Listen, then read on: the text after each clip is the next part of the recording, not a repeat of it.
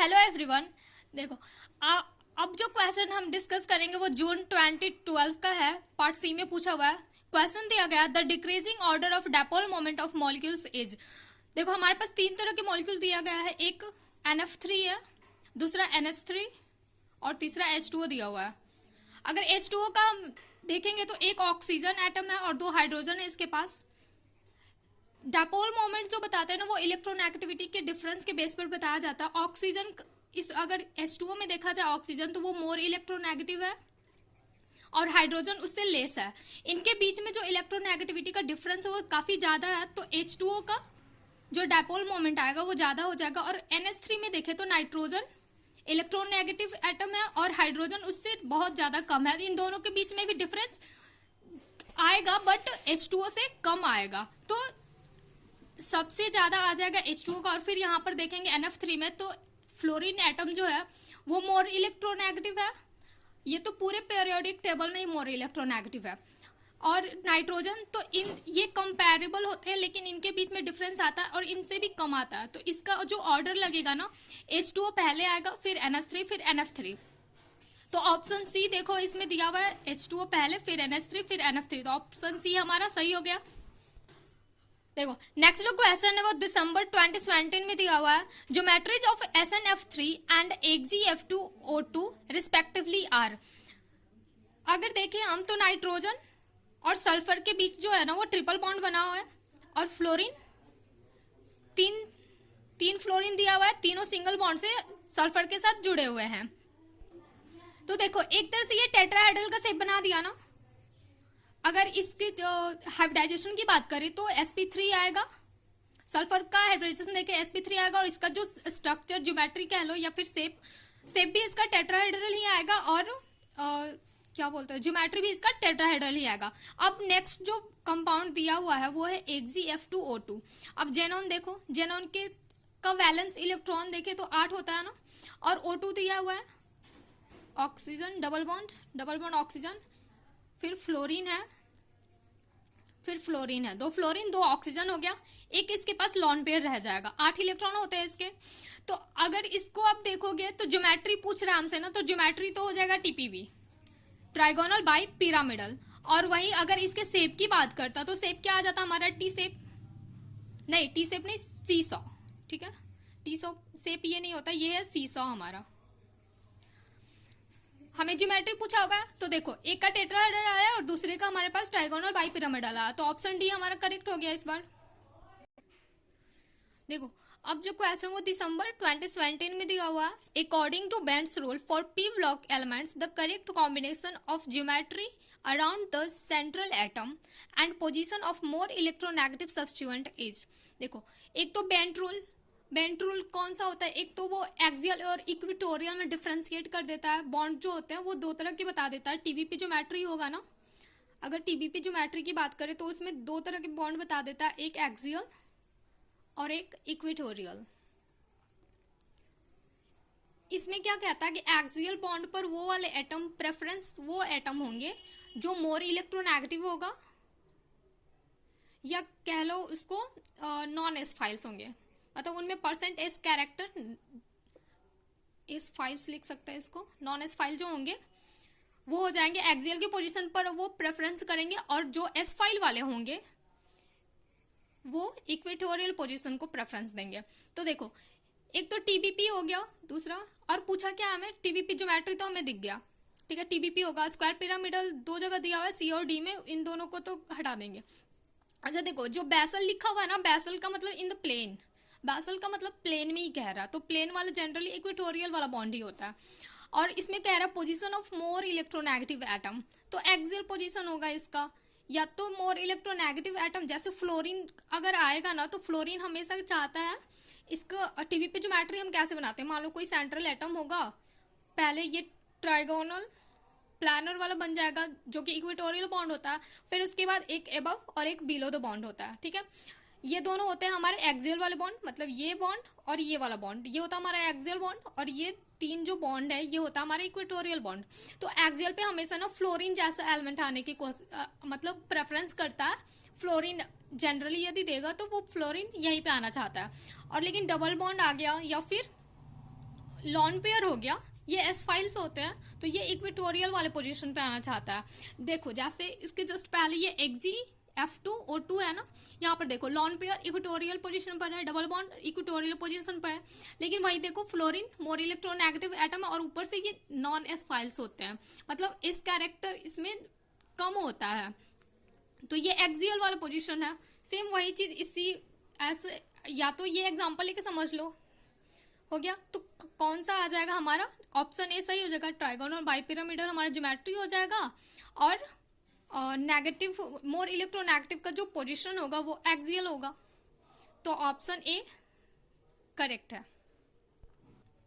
अब ये जो क्वेश्चन दिया दिसंबर 2018 का है, in compound N3P3F6 the geometry around nitrogen and phosphorus respectively are. देखो नाइट्रोजन और फास्फोरस और फ्लोरीन एटम दिया हुआ है, जस्ट लाइक बेंजीन। इसको पहले मतलब बेंजीन नहीं कहेंगे बट लाइक साइक्लोहेक्सेन कह लो, या साइक्लोहेक्सेन नहीं, डबल बॉन्ड भी आएगा, बेंजीन की तरह पहले बना लेते हैं, ठीक है। देखो फास्फोरस नाइट्रोजन नाइट्रोजन, फिर phosphorus phosphorus nitrogen, single bond पहले बना लेंगे इनके बीच। फिर उसके बाद नाइट्रोजन के 3 बॉन्ड बना लेते हैं, नाइट्रोजन का 3 बॉन्ड बन जाएगा ये। और फिर जो फ्लोरीन है, इसमें फ्लोरीन एटम वो 6 है ना, तो तीनों फास्फोरस के साथ लग जाएंगे। फास्फोरस 5 बनाएगा, 5 बॉन्ड बनाएगा फास्फोरस और 3 बनाएगा नाइट्रोजन, तो 6 फ्लोरीन 3 फास्फोरस के साथ अटैच हो जाएंगे। इसके पास एक इसके पास नाइट्रोजन के पास एक लॉन पेयर रह गया है, लॉन पेयर। अब देखो क्या पूछ रहा है, नाइट्रोजन और फास्फोरस के अराउंड ज्योमेट्री पूछ रहा है। तो ज्योमेट्री अगर देखें इसका, नाइट्रोजन का देखो तो इसका हाइब्रिडाइजेशन क्या होगा, sp2 होगा ना, sp2 होगा तो प्लानर हो जाएगा, sp2 है प्लानर। और फास्फोरस का यदि देखें तो इसका हो जाएगा sp3, sp3 होगा तो टेट्राहेड्रल है ना, टेट्राहेड्रल। अभी दोनों देखा जाए तो ऑप्शन बी हमारा, प्लानर और टेट्राहेड्रल दोनों दिया हुआ है, तो सही हो गया ये चीज। अब देखो ये क्वेश्चन है दिसंबर 2019 वाला, इसमें तो दिया हुआ है the magnitude of bond angle in gaseous NF3 SbF3 and SbCl3 follow the order. Bond angle बताना है और उनका ऑर्डर अरेंज करना है। तो देखो NF3 दिया हुआ है ना, नाइट्रोजन फ्लोरीन फ्लोरीन फ्लोरीन, ठीक है। उसके बाद है SbF3, तो Sb फ्लोरीन फ्लोरीन फ्लोरीन, फिर क्या दिया हुआ SbCl3। लॉन पेयर को हटा देते हैं, अभी लॉन पेयर पर हमें उससे ध्यान भी नहीं देना है कि लॉन पेयर इसके पास है नहीं है, इनएक्टिव है एक्टिव है, उससे मतलब नहीं है। देखो क्या यहाँ पर देखेंगे, अगर बॉन्ड एंगल हमें लगाना है ना ऑर्डर, तो बॉन्ड एंगल के लिए अगर देखा जाए तो वेस्पर के ना कुछ रूल्स थे। तो बॉन्ड एंगल के लिए क्या करना था, जो बॉन्ड एंगल है वो डायरेक्टली प्रोपोर्शनल होता है सेंट्रल एटम के, सेंट्रल एटम जो होगा उसके नेगेटिविटी, इलेक्ट्रोनेगेटिविटी के डायरेक्टली प्रोपोर्शनल था, ठीक। तो अगर इन तीनों में देखोगे तो नाइट्रोजन ही है जिसका इलेक्ट्रोनेगेटिव ज़्यादा है एलिमेंट, मतलब इसका कह सकते हैं वैल्यू इलेक्ट्रोनेगेटिव, मोर इलेक्ट्रोनेगेटिव है इससे, तो इसका तो ज़्यादा आ जाएगा, ठीक है। बॉन्ड ऑर्डर इसका ज़्यादा आएगा, सॉरी बॉन्ड एंगल इसका ज़्यादा आएगा। अब रह गया हमारे पास ये सेंट्रल एटम, तो इस बार इक्वल हो गया, SB इसमें भी है SB इसमें भी है, लेकिन साइड एटम जो है हमारा डिफरेंट है, एक में फ्लोरीन है दूसरे में क्लोरीन है, तो बॉन्ड एंगल जो है वो इनवर्सली प्रोपोर्शनल होता है इलेक्ट्रोनेगेटिविटी ऑफ साइड एटम, ठीक है। इलेक्ट्रोनेगेटिविटी ऑफ साइड एटम की इनवर्सली प्रोपोर्शनल होता है। तो फ्लोरीन मोर इलेक्ट्रोनेगेटिव है Cl से, इस वजह से तो इसका तो कम हो जाएगा और इससे इसका ज़्यादा है। अगर इसको मैं A बोलूँ फिर B और इसे C, तो A का ज़्यादा है फिर C का फिर B का, तो ऑप्शन हमारा कौन सा सही आ जाएगा, पहले आएगा NF3 उसके बाद SbCl3 और NF3, तो ऑप्शन नंबर C। नहीं सॉरी, देखो NF3 पहले है ना, मैं पहले SbF3, यहाँ पर हमारा A ही आया है, A में कौन सा दिया हुआ है NF3, तो NF3 यहाँ पे पहले है, फिर हमारा SbCl3 C वाला है, तो ऑप्शन D हमारा सही होगा, ठीक है, नॉट C, सी वाला नहीं होगा, ऑप्शन डी हमारा सही होगा। ठीक है, देखो अब जो नेक्स्ट क्वेश्चन हमारा दिसंबर 2019 में पूछा हुआ है, ये एमओटी से पूछा है। ठीक है, मॉलिक्यूलर ऑर्बिटल थ्योरी से क्वेश्चन है, the ion having the highest bond order is. अब देखो N positive, O2 positive, N2 positive और C2 पॉजिटिव दिया हुआ है। इसका एमओटी अगर इसके लिए तो बनाना पड़ेगा। ठीक है, क्योंकि वो जो हम लोग ट्रिक वाला देख रहे थे वो तो सिर्फ डायटोमिक के लिए होता है, ये भी डायटोमिक ही है पर हेट्रोन्यूक्लियर है ना, तो इसके लिए यूज़ नहीं करते, होमोन्यूक्लियर के लिए यूज़ होता है। तो अगर यहाँ पर देखें हम, इसका तो 2.5 आ जाएगा। क्यों आएगा? क्योंकि N2 का 14 होता है और हाईएस्ट इसका बॉन्ड ऑर्डर 3 होता है, तो एक कम है, यहाँ से एक इलेक्ट्रॉन हटाएंगे, यहाँ पे 13 आ जाएगा ना, 13 आएगा तो 0.5 माइनस कर देते हैं, इसका तो 2.5 आ जाएगा। O2 का देखें हम तो 16 होता है, एक हटाएंगे 15 आ जाएगा, तो इसका भी 2.5 ही आएगा। और यदि C2 पॉजिटिव का देखें तो 12, इसका 11 हो जाएगा और 11 होगा तो यहाँ पर 12 एंड देन 11 टू 1.5, इसका आएगा 1.5। ठीक, इसका आया 2.5, इसका भी 2.5, ये इसका 1.5। और ऐसे नहीं तो देखो इसका अगर ऑर्बिटल बनाना चाहो तो O2 पॉजिटिव के लिए पहले यहाँ पे हमारा सिग्मा, फिर पाई, उसके बाद पाई स्टार, फिर ये हमारा सिग्मा स्टार, ये O2 के लिए है। ऑक्सीजन अगर P देखें हम इसका, तो ऑक्सीजन के P में 4 इलेक्ट्रॉन होते हैं ना, तो 2 ऑक्सीजन है, 8 हो गए टोटल, और 8 में से एक हटा देंगे क्योंकि ये पॉजिटिव लगा हुआ, तो 7 हो जाएगा। टोटल 7 इलेक्ट्रॉन फील करें, 1 2 3 4 5 6 7, तो देखो 2.5 ही आया ना। एक तो एंटी बॉन्डिंग में चला गया तो 0.5, एक इलेक्ट्रॉन तो इसका चला गया, एक इलेक्ट्रॉन दूसरे पाई में, मतलब देखो एक एंटी बॉन्डिंग में एक बॉन्डिंग में है। अगर एंटी बॉन्डिंग में चला जाता है तो हम बनाते हैं ना बॉन्ड ऑर्डर लिखने के लिए, पहले बॉन्ड ऑर्डर निकालने का हमारे पास फॉर्मूला भी होता है ना। देखो बॉन्ड ऑर्डर इक्वल टू 1/2 और number of electron in bonding and minus number of electron in anti bonding. तो देखो बॉन्डिंग में इसके कितने इलेक्ट्रॉन है, 2 4 6, हाफ 6 माइनस एंटी बॉन्डिंग में 1 है, तो 5/2 आ जाएगा इसका अगर कैलकुलेट करेंगे तो, और 5/2 है तो 2.5 हो जाएगा ना। सेम वैसे इसके लिए बनाना इतना ही आएगा। या फिर देखो एक तो ये देख लिए हम, इसका 2.5 आया बॉन्ड ऑर्डर, और यहाँ पर देखो इसमें एंटी बॉन्डिंग में आया हुआ है, और यहाँ अगर NO के लिए बनाना चाहे तो NO के लिए देखो क्या होता है,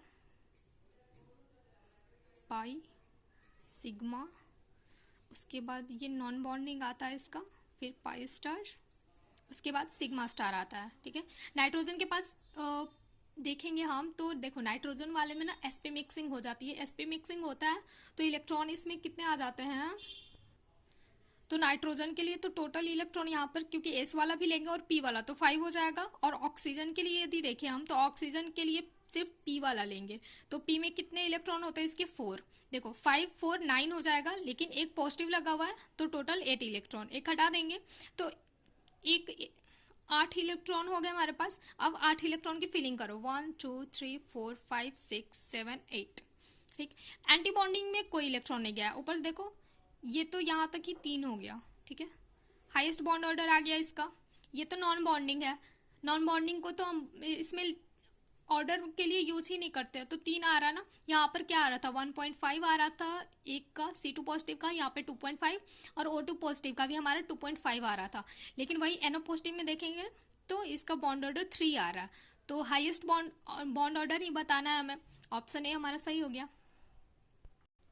अब देखो ये जो क्वेश्चन है दिसंबर 2019 में ही है, ये क्या पूछ रहा है,